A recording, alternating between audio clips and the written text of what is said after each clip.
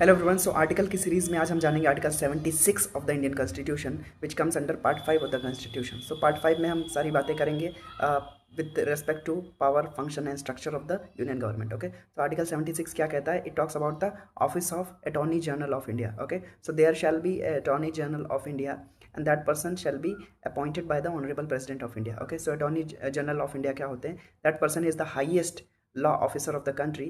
That person represents the union government or the state in Supreme Court. Number 2, तीसरी चीज, he or she advises the government on all legal matters and उनकी सारी जो duties होती हैं that duties will be assigned to him by the president of India. Okay, so जो attorney general of India है that person is the highest law officer of the country, advises the government on all legal matters, represents the government union government in the supreme court of the country. Okay, so उनकी qualification क्या क्या होनी चाहिए? First of all that person should be citizen of India and that person shall be should be qualified to be at least Supreme Court जज। Okay, तो उनका qualification इतना होना चाहिए कि कम से कम वो सुप्रीम कोर्ट जज हो सके।